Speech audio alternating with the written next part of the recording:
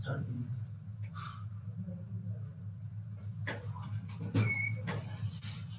Namaste to all of the viewers.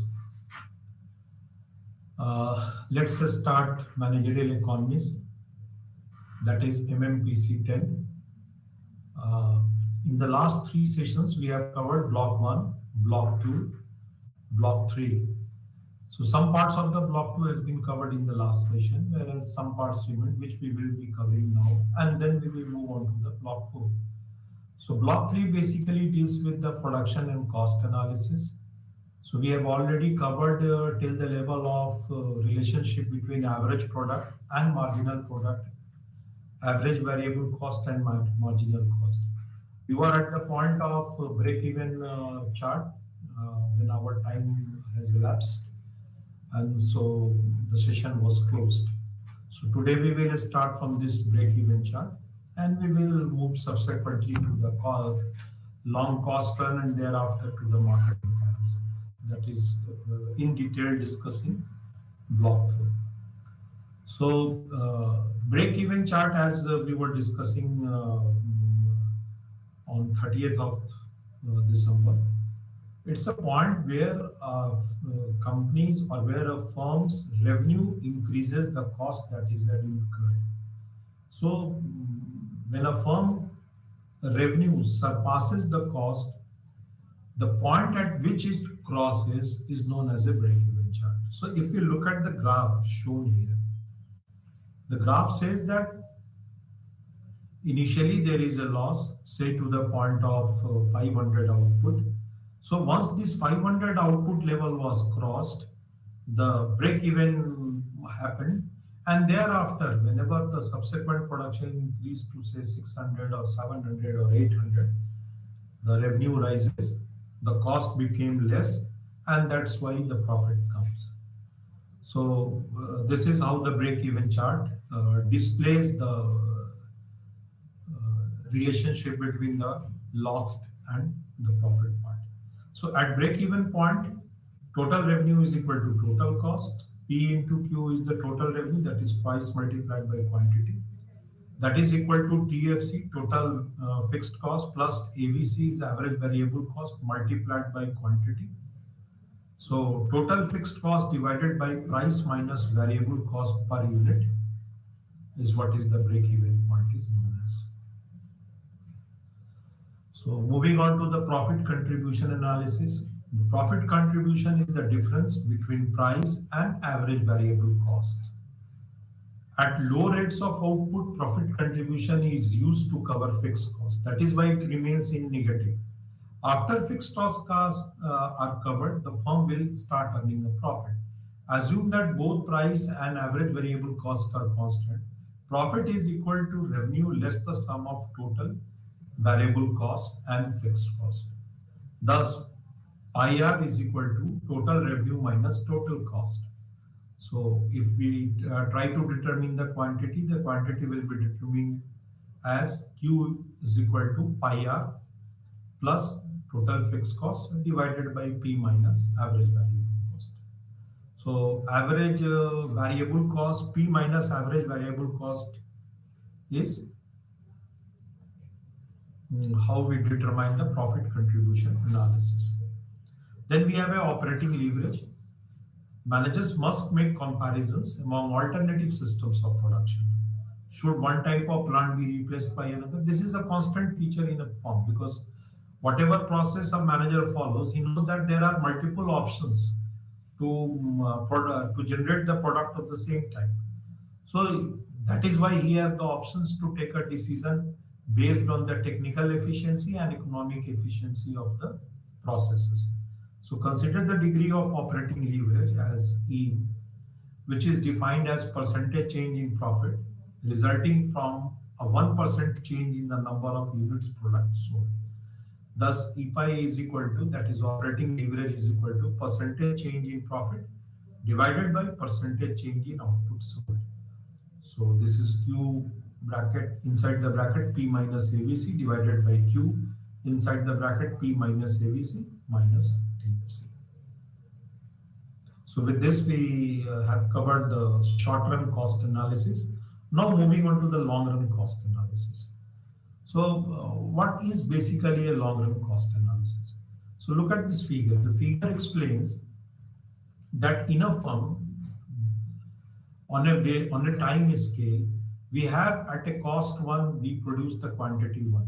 So it's a short run average cost based on the average variable cost and output being reflected on x-axis and average variable cost being reflected on y-axis. So based on a particular cost, say C1, at a particular time, the short run average cost is 1. Then for a production of say Q2 unit, the short run average cost is SRAC2.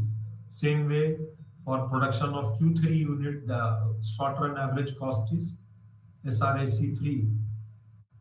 For Q4, the short run average cost is SRAC4. So we have a range of cost run curves uh, in terms of output and average variable cost.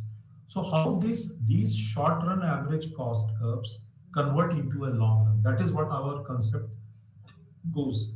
So there are no fixed cost functions, total or average, in the long run. Since no inputs are fixed, every input gets changed, whether it is a factory or a machine. We have to change the machine as per the technological changes happening in the industry. And even the land is not fixed because maybe for the expansion we need some more lands to be there. So the long run cost curve is called planning curve because it helps the firm in future decision making process.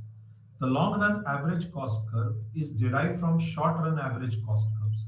So basically these all short run average cost curves, SRAC 1, 2, 3, 4, yeah, together they make a long run average cost curve.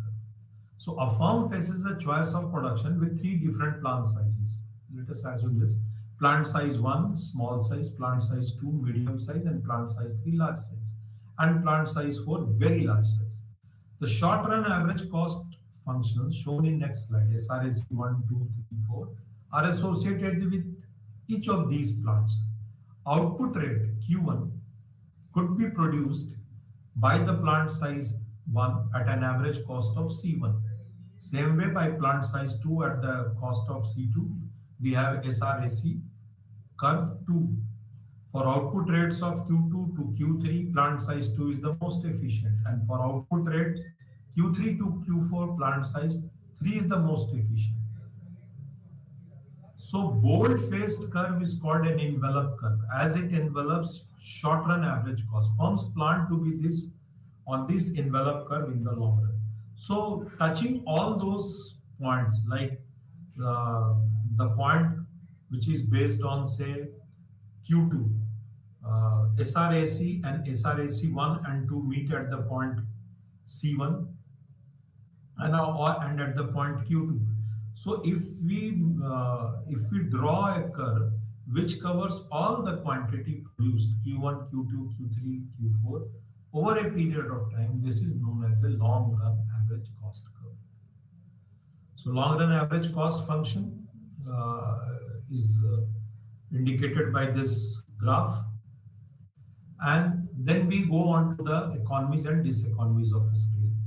So the U-shaped LRAC curve is explainable in terms of what economists call economies of scale and diseconomies of scale.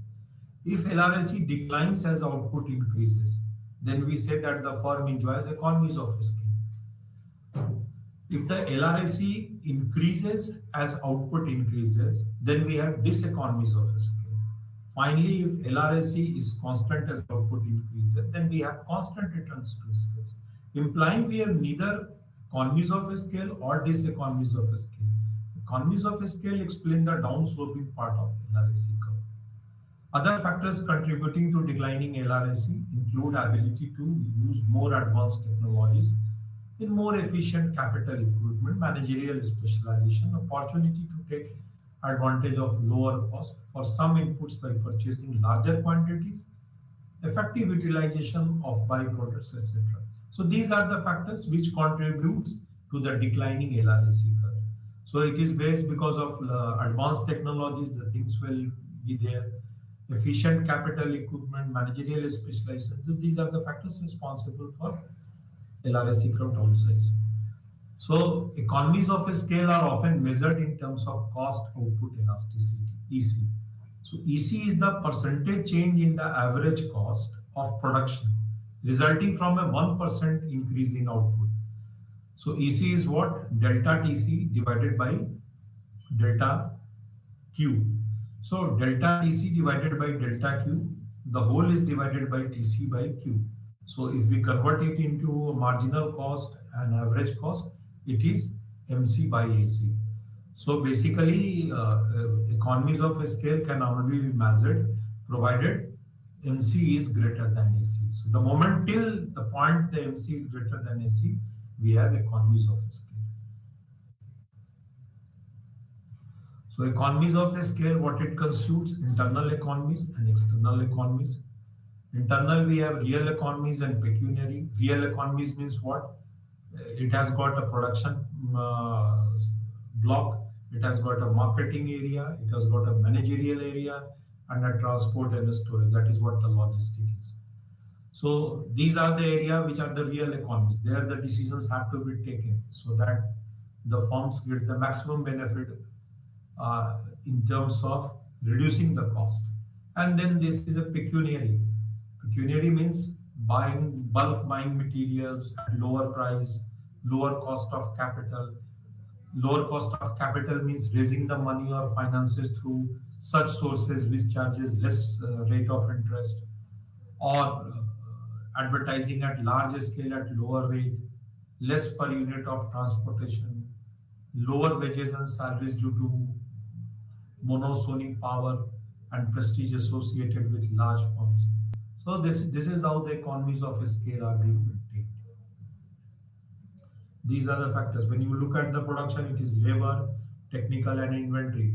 When we look at the marketing, it is advertising, dealer marketing, and various models and designs. When we look at the managerial aspect, it is a specialization, it is decentralization, teamwork, and introduction of modern managerial and organizational techniques. So economies of scope, according to the concept of economies of scale, cost advantages follow the increase in volume of production, or what is called the scale of output. On the other hand, according to the concept of economies of scope, such cost advantages may follow from a variety of output. So the following equation gives the degree of economies of scope. So economies of scope being represented by SC. So SC is equal to CQ1 plus CQ2 minus CQ1 plus Q2 divided by CQ1 plus Q2. So cost function, like we have seen the demand function, which has got determinants like what? Price. It has got determinants like price, advertising, price of product, price of competitive products, price of supplements, then disposable income. So likewise also the cost has its own determinants. So the cost function expresses the relationship between cost and its determinants, such as the size of the plant, level of output, input prices, technology, managerial efficiency. So all these factors result into the cost. So in a mathematical form, it can be expressed as C, which is represent cost, as a function of SOPTE. So S stands for plant size, O for output level, P for prices of inputs, T for nature of technology, and D for managerial efficiencies. So these are all determinants of a cost function. The cost of production depends on many factors, and these factors vary from one firm to another firm in the same industry or from one industry to another industry. The main determinants of a cost function are plant size, output level, prices of inputs used in production, nature of technology, and managerial efficiency. And how we estimate the cost function? It is an accounting method. So you just take it into account what are the factors, add it and get the total. That is what the accountancy does. Engineering method, where we have to calculate as per the technological processes, and econometric method, that is a statistical approach to calculate the cost function. managerial uses of cost functions. So the estimated cost function can help managers to take meaningful decisions with regard to it. So what it means? It means that what is the use of a cost function for a manager. So if he knows the cost function, how it is going to help him in performing his job. So the number one point is it helps in determination of optimal plant size. Then it helps in determination of optimum output for a given plant and determination of a firm's supply curve. So that way we have ended our block 3, and all the units of block 3 like production function, short run cost analysis and long run cost analysis are covered. So moving on to the fourth block and the last block of managerial economics, MMPC 10. We have a market structure. So in this section, we will be studying what is the market structure and what are the barriers to entry and how these barriers affect the new entrant, or how the existing firms play a role in creating a barrier to the new entrant. So these type of studies we will be doing in our block 4. So starting with what are the factors influencing the pricing decision of a firm? So there are the 3 factors. Primarily, the number of firms in the industry, it helps in deciding the pricing decision, the nature of product, and the possibility of new firms entering the market. How do we classify the market structures? So market is basically a place where the buyer and seller interacts with each other. So the seller sells his products and the buyer buys it. It may not be in a physical set of form. It can be an online process also. So a market is not a physical representation of a particular place where you can sell some goods or purchase some goods. It might be, it may have one set of a structure which basically works on a physical format, but it has other formats also. So like the more popular nowadays are the online format of the market.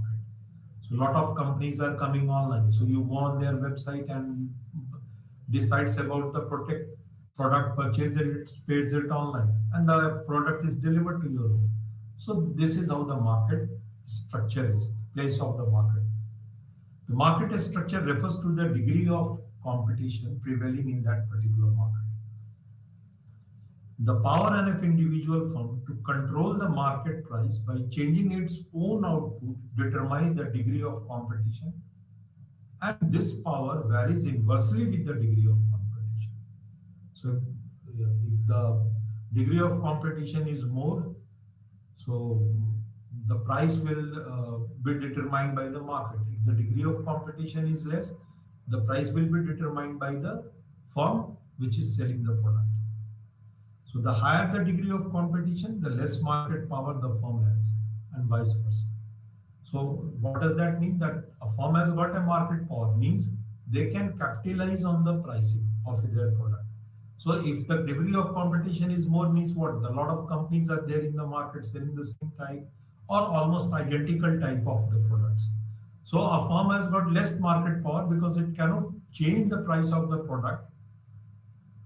And if the degree of competition is less, then the product prices can be manipulated or can be changed or can be altered by the firm.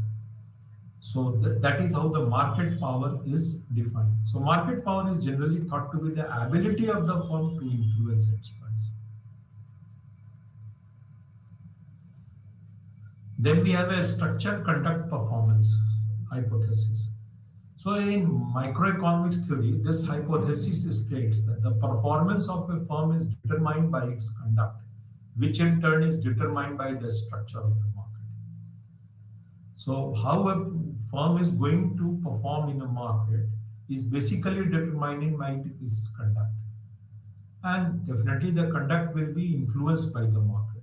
It cannot have a price of its own, because if similar products are there in the market and the firm wants to raise the price in comparison with other products, then definitely the demand will not be there. So that is how the conduct of a firm is determined by the structure of the market. Pricing decisions are affected by the economic environment in which the firm operates. The central phenomenon in the functioning of any market is competition. The structure of a particular market plays an important role in defining the determinants that affect these market structures. Determinants like price, product differentiation, etc. So the market structures can be classified based on these four characteristics. So if we find one or another characteristics, then we can say this is this type of market structure. So what are the four characteristics on which we have to classify the market structures? The first is a number and size distribution of sales. So how it is defined? So firm's ability to affect the price and the quantity of a product is related to the number of firms offering the same product. If there are a large number of sellers, the influence of any one firm is likely to be less. The example is a vegetable market. So vegetable market, there are a lot of sellers sitting even side by side. So the sellers do not command, the individual firm do not command the price, because if they change the price on a higher perspective or on a higher side, the demand will be less. So whenever the number and size of sellers are more for the same product, then this becomes an important characteristic of a market structure. Then the same way, if sellers are more, then the number two is when number and size distribution of buyers are more.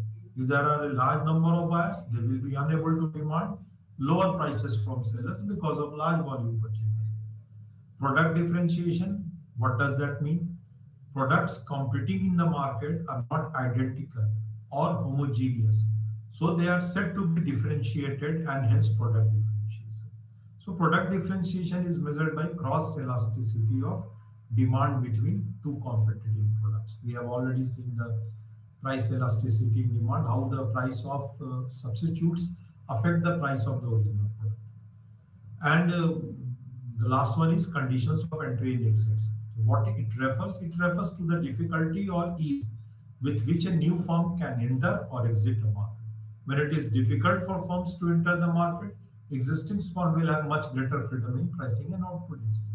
That is why in industries like, say, automobile, in industries like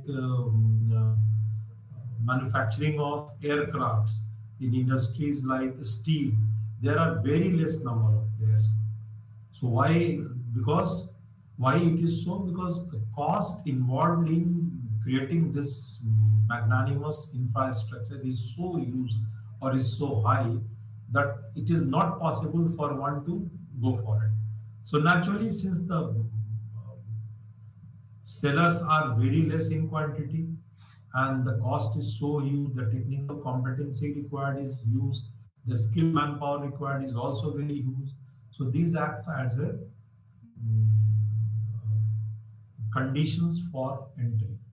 So if the conditions for the entry is tough, then definitely the firms which are operating in the market will have a leverage to price their product and decide about the output. So based on the previous defined four characteristics which we talked about, markets are traditionally classified into four basic types. So one is a perfect competition, another one is a monopoly, the third one is a oligopoly, and the last one is a monopolistic competition. So what is perfect competition? Perfect competition is characterized by a large number of buyers and sellers of an essentially identical product. So identical product means we find a lot of buyers and sellers for the same product. Take an example of soap. We have large number of companies selling the soap products. So this is known as a perfect competition. Monopoly is a market situation in which there is just one producer of a product. Railway is an example of a monopoly. Oligopoly is a market structure in which a small number of firms account for the whole industry's output. characterized by vigorous competition where firms manipulate both prices and volumes. So oligopoly means small number of firms capturing the whole market. So that example we can find in the industry of steel, in the industry of automobile, in the industry of aircraft manufacturing, more particularly in defense-related products. So they basically are in a oligopoly structure of the market. Then monopolistic competition, which implies a market structure with a large number of firms selling differentiated products. The differentiation may be real or is perceived by the customers.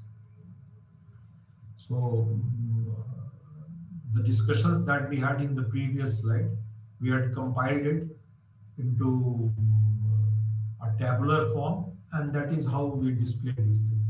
So perfect or pure competition, the four characteristics are written at the top. So number of independent seller, seller concentration, product differentiation, conditions of entry. So in case of pure or perfect competition, number of independent sellers are large. Seller concentration, non-existence. Product differentiation, homogeneous product. And condition of entry and exit, free. Monopolistic competition, number of sellers are large, but seller concentration is non-existent or low. Products are close substitutes, and condition of entry and exit is free. Oligopoly, sellers are few. Seller concentration is medium or high. Products may be homogeneous or close substitute, and condition of entry is difficult. Duopoly, where there are only two sellers. So number of sellers, independent sellers are two. Seller concentration again is very high. Product differentiation, products may be homogeneous or close substitutes. And condition of entry is very difficult. Monopoly means one. There is just one seller. The seller concentration is also very high. The product differentiation is a remote substitute because the one seller sells the product which has the demand in the market. So even if we try to find out a substitute, it's a remote substitute, like railway. Railway, we have just one organization, Indian Railways, which allows the railway to function.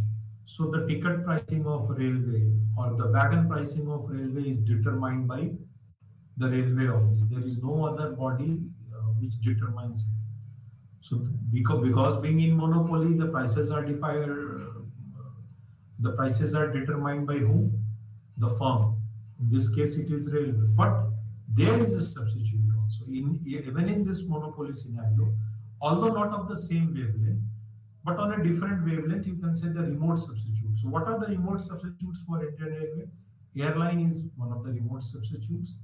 Buses are the second remote substitute. Same way, wagon for the goods transfer, we have a truck is one of the options. We have even the aircraft, which carries the loads is another option. So the substitutes are there. Of course, it's a remote substitute. And condition of entry is barred or impossible. Barred because why? The government decides that, yeah, we do not have any other competitor in this field. So that is why the monopoly is there. Once the government decides to give it to the market mechanism, lot of firms will come. Let us take the example of life insurance sector. So initially, from 1956 to approximately say around 2000, the government decided that all life insurance policies are to be marketed or sold by just one or two organizations.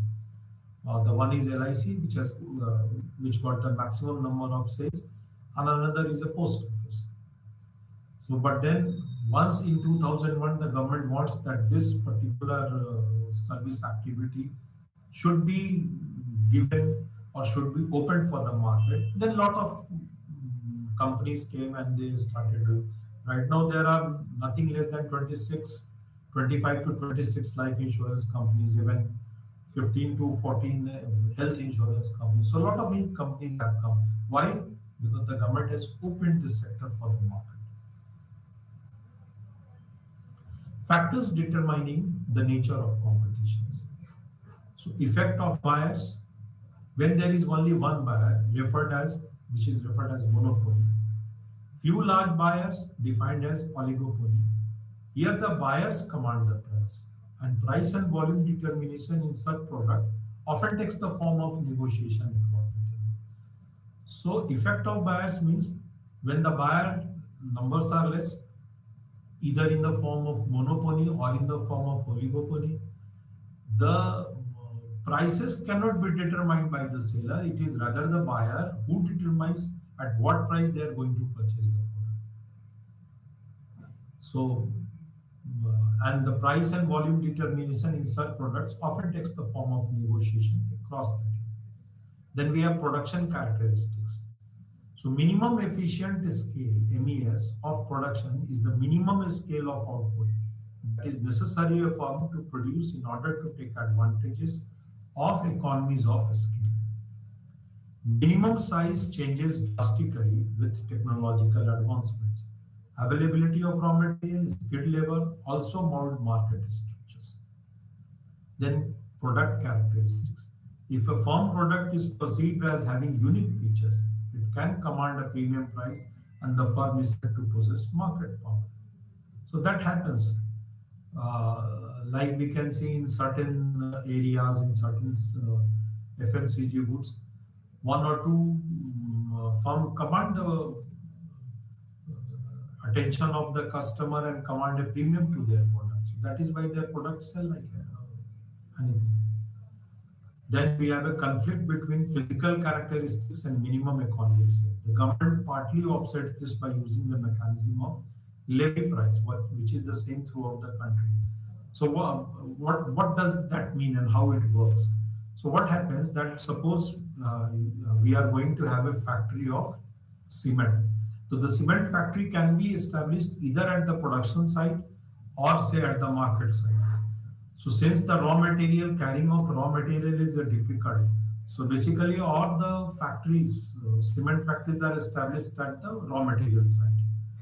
But then a cement factory which is established at Rajasthan, the transporting the goods to say Kerala or to Jammu and Kashmir or to say Bengal, it becomes difficult because the prices vary.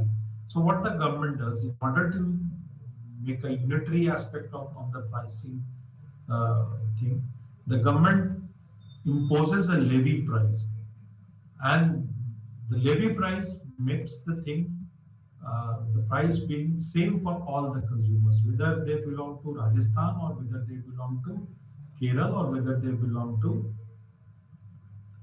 Jammu and Kashmir. For across Pan India, for the same price to be charged on one bag of cement, the government levy duties on it. So this is known as a levy price. So different structural variables, number of independent sellers and buyers, degree of seller concentration, product differentiation, and conditions of entry. In the same way, we have earlier seen this also. In case of number of independent sellers and buyers are, so how it has to be defined? Large number of sellers, then non-existence concentration, then perfect substitutes or homogeneous products, conditions are free. When it is few, then lower concentration is low, substitutes are close substitutes, and entry is difficult. When it is two, concentration is medium, substitutes are remote, entry is barred. When it is one, concentration is very high and there is absolutely no substitute, and entry is barred.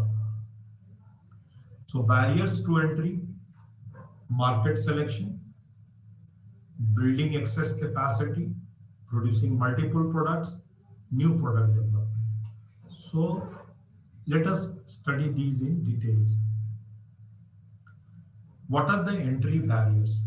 So entry barriers means by establishing an entry barrier, a firm not only preserves its market share, but could also increase it. And it is broadly classified in these 5 to 6 categories. So the first one is the natural barriers. So what is the natural barriers? Due to the existence of substantial economies of scale, the average cost at smaller rates is so high that the entry is not profitable for small scale firms, thus creating natural barriers. So, large scale production, large scale factories having the capacity to produce on a large scale already has a huge uh, has a huge stock of its product. So these act as a natural barriers. Legal barriers, patents, industrial licensing are examples of legal entry barriers. Strategic barriers, managers undertake investment to deter entry by raising the rival's entry cost.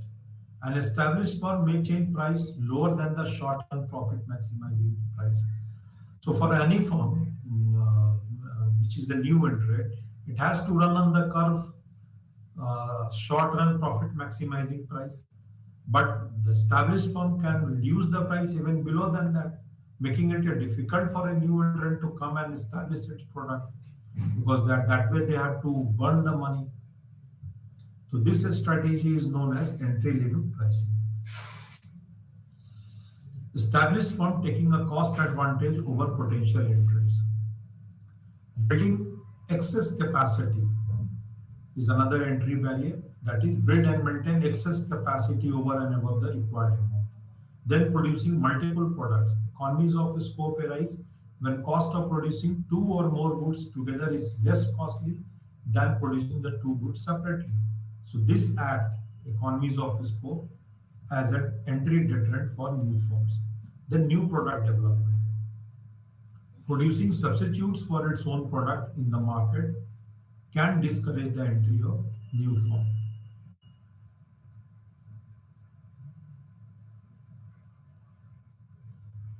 So let's look at this. So barrier to entry is, we have already discussed the barriers to entry: market selection, building excess capacity, multiple products, and new product development. If you look at the graph starts at a fixed cost, say 60. The 60 is a fixed cost. So for an output to be there, the long run average cost curve states that there is a fixed cost and the variable cost is there. Initially it will go down, but later on again it will rise. So this makes it difficult for a new entrant to come into the market because it has already to spend 60 is what they have spent in say 3 years back. So now the price has also gone up. So they have to spend more money in just establishing their firm. So these high cost entry or limit price entry acts as a deterrent for a new firm to come and operate in the market. So factor determining conditions of entry are legal barriers. We have already discussed initial capital cost. That is what we were discussing. Industries producing basic inputs like coal, steel, power, etc. have very high initial cost. Then vertical integration. So vertical integration means that you have a factory which produces, say, a product.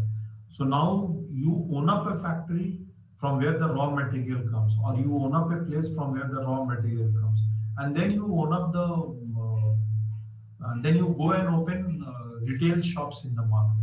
So this is how the vertical integration. So being only on a manufacturer stage, you have done a backward integration of linking your activity to the acquiring of raw material, and then subsequently moving on to the forward integration where you have established a direct customer contact by way of retail sale.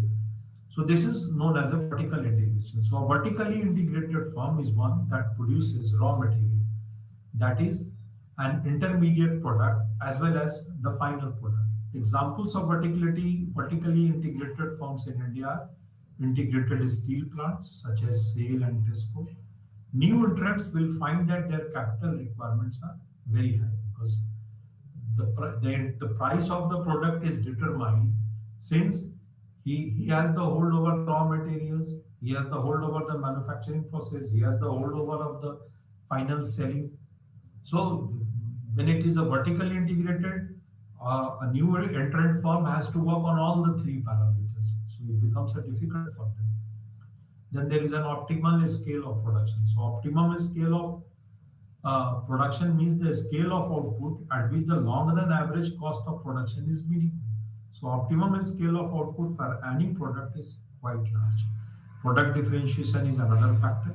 New entrant faces difficulty to enter the market where the products are highly differentiated. As for example, Kellogg's.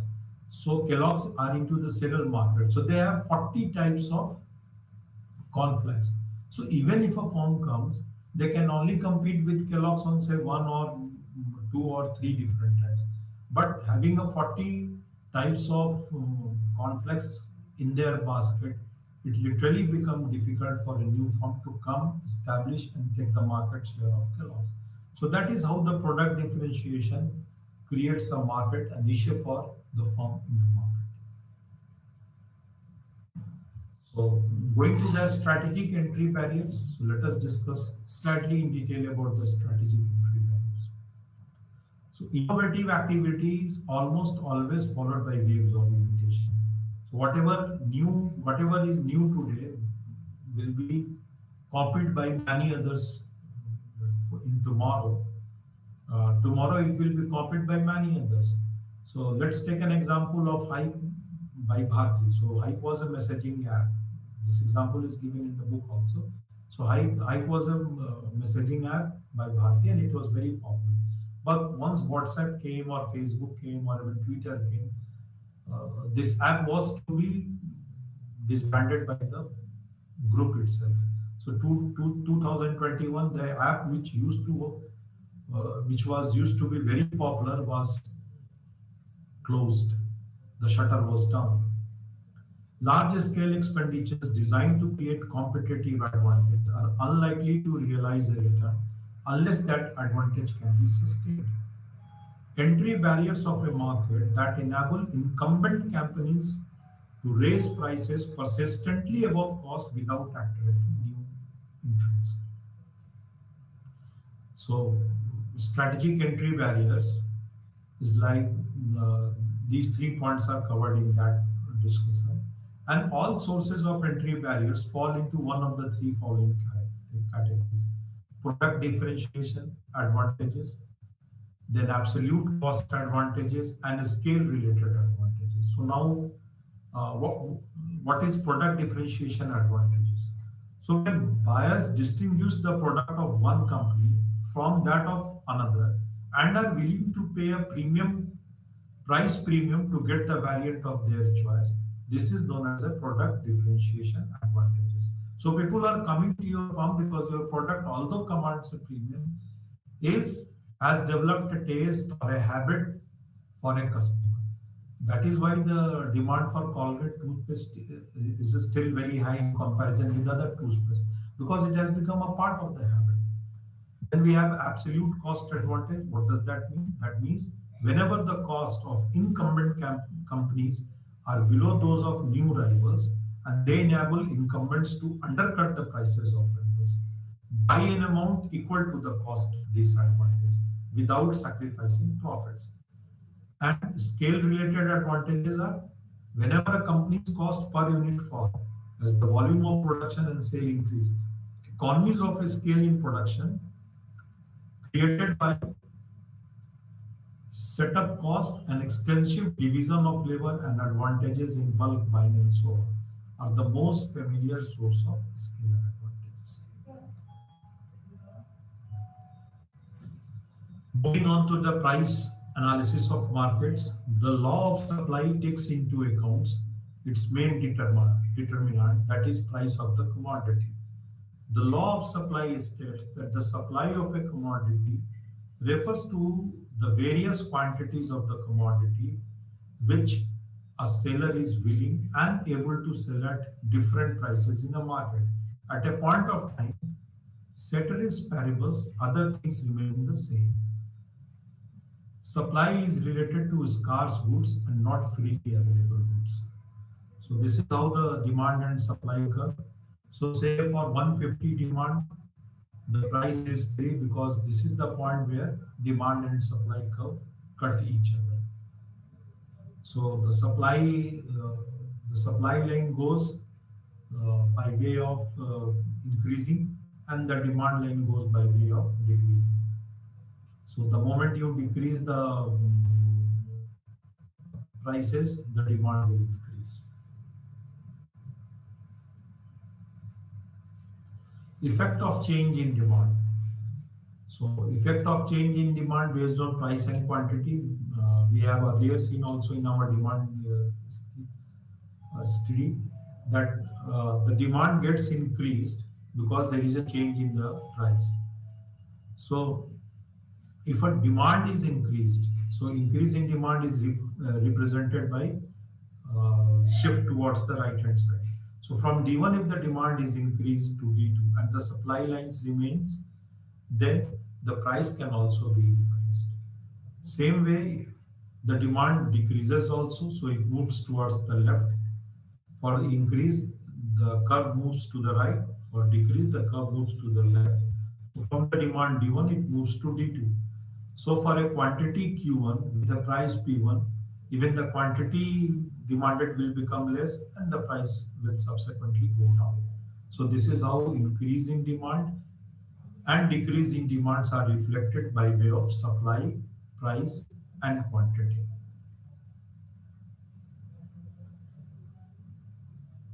Effects of change in supply, same way.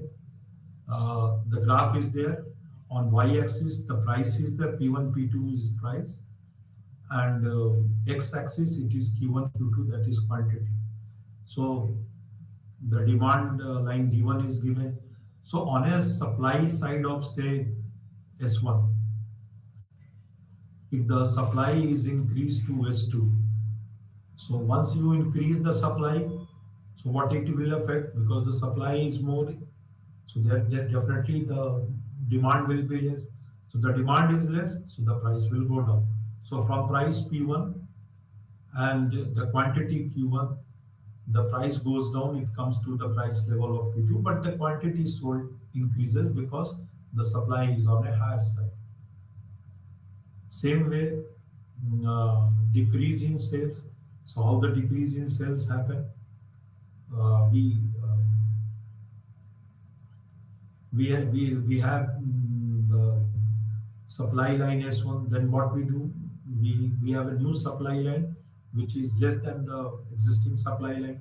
So what happens, since the demand increases because the supply is now less, so the price also gets increased. Since supply is less, the quantity sold will be less. In the previous graph, the supply has increased, so the quantity sold is increased. And since the quantity sold is increased, the supply is increased, so definitely the price went down. But in case of a short in supply, the quantity is decreased, but then the customer's demands are there, the demand gets increased, and definitely the customer has to pay the price, a new price which is higher than the previous price. So this is how the price factor and the supply line and the demand line works accordingly. So now with this we have ended the unit 10 and moving on to the unit 11, block 4, pricing under perfect competition and pure monopoly. So what is the characteristics of perfect competition? There are large number of independent, relatively small sellers and buyers. The example is basically the vegetable markets, where we find that large number of buyers are there and large number of sellers are there. So the price of the product is basically determined by the market. Products sold by different sellers are homogeneous and identical. So if we purchase, say, in a vegetable market tomato from one seller or another seller, the product component remains same for everyone. So the products are homogeneous and identical. No restriction on entry of new firms into the industry, and the existing firms are free to leave the industry. So today you may find some new vendors are there. Tomorrow some old vendors may migrate to some other activities. So there is no restriction on entry of new firms. Buyers and sellers in the market have perfect knowledge about the conditions. Price of the product is not affected by the cost of transportation of goods. And in perfectly competitive markets, consumer surplus is the maximum, while in monopoly market it is more. So what exactly happens? That in a competitive market, the customer gets the best price because there are a lot of sellers and lot of buyers with information available to both of them in abundance. So here the customers' money is being spent on a relatively uh, on such a market price that he has surplus with him. So having a surplus with him means that he can utilize the surplus for his own gain. Where for a monopoly firm, the prices are being commanded by a monopoly firm. So once the monopoly firm increases the prices, the consumer pockets become stressed. So the consumer surplus, which used to be with the customer because of a perfect competition, now goes into the hand of a monopoly firm because of the monopoly markets. So in a perfect competition, the consumer surplus is maximum. In a monopoly market, the consumer surplus is lowest. The characteristics of perfect competition: number and size of distribution of sellers, many small sellers. No individual seller is able to exercise a significant influence over price. Number and size distribution of buyers, many small buyers. No buyer is able to exert a significant influence over price. Product differentiation, no product differentiation, almost identical. Decisions to buy are made on the basis of price and conditions of entry and exit. Easy entry, easy exit. Resources are easily transferable among investors. So this is the characteristic of perfect competition. Profit maximizing output in the short run. Under perfect competition, since an individual firm cannot influence the market price by raising or lowering its input, the firm faces a horizontal demand curve. That is, the demand curve of any single firm is perfectly elastic. Its elasticity is equal to infinity at all levels. So what does that mean? That perfect competition, one firm doesn't have a command over the market. And since it doesn't have a command over the market, so it cannot influence the price of its products.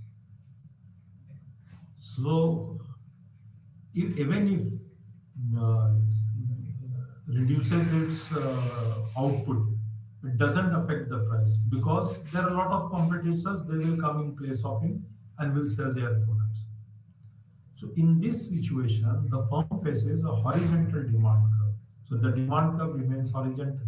That is, the demand curve of any single firm is perfectly elastic. A firm under perfect competition is a price taker and not a price maker.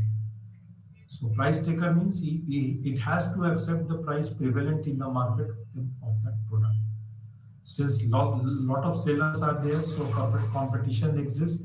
In perfect competition, it is the market which determines the price of the product which can be sold, and therefore a firm in a perfect competition is only a price taker, not a price maker. Because an individual firm's demand or average revenue curve is horizontal under perfect competition, the marginal revenue curve of the firm is also horizontal, coincides with AR curve. AR curve is average revenue curve. So let's just look at this graph, profit maximizing equilibrium in the short run. So we have demand D, and then we have a demand D1 and demand D3. So demand D1, that is not D, that is demand D2 and demand D3. This the price is P1, P2 and P3. What we have seen is that the demand is a straight. In perfect competition, the demand is straight at a price. So D1 is equal to MR1, D2 is. So, marginal curve. So marginal cost, average total cost, average variable cost, and S is a seller. Q1, Q2, Q3 is a quantity, P1, P2, P3 is a price. So this is how the graph shows how in short run, the profit maximization equilibrium works.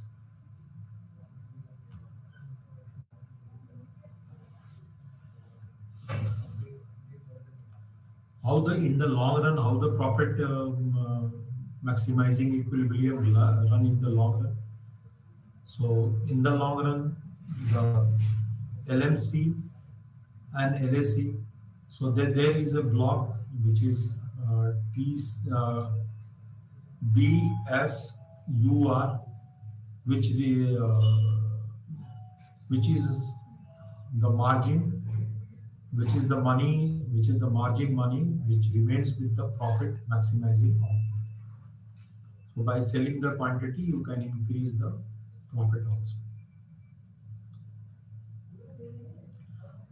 What are the characteristics of a monopoly? The market structure characteristics of monopoly are listed below. Number and size of distribution of sellers. It's a single seller. Monopoly means one seller. Number and size of distribution of buyers, unspecified. Buyers are many.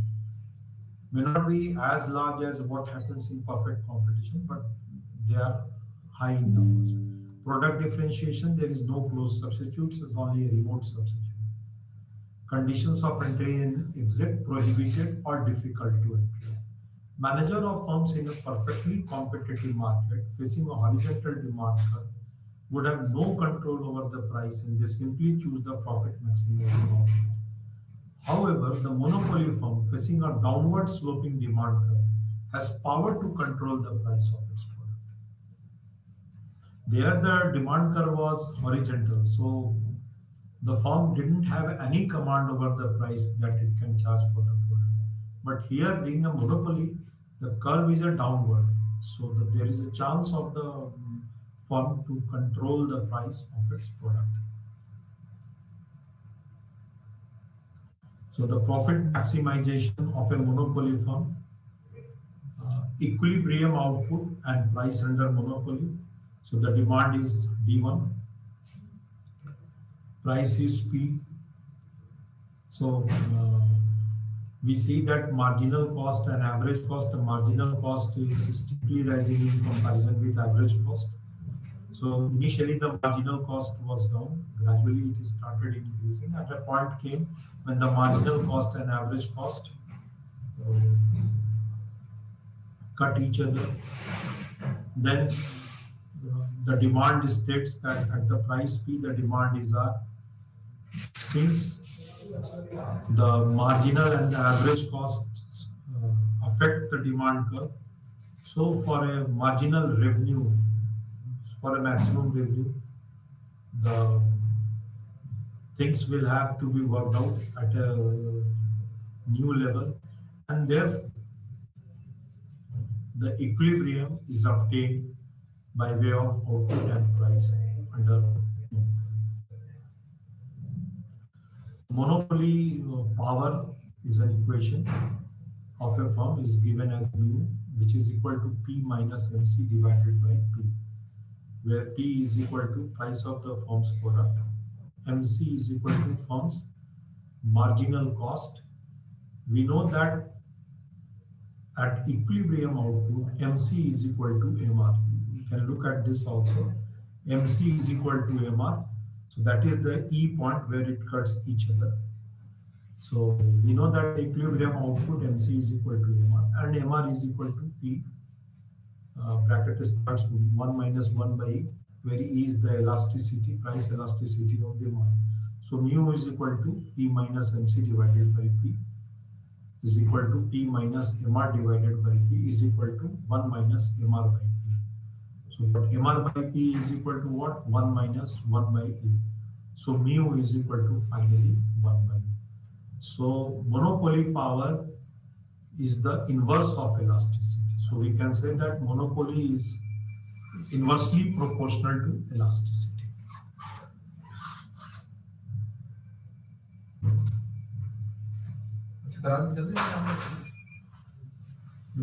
Namaste. We have ended our class. In the next session, we will take the final.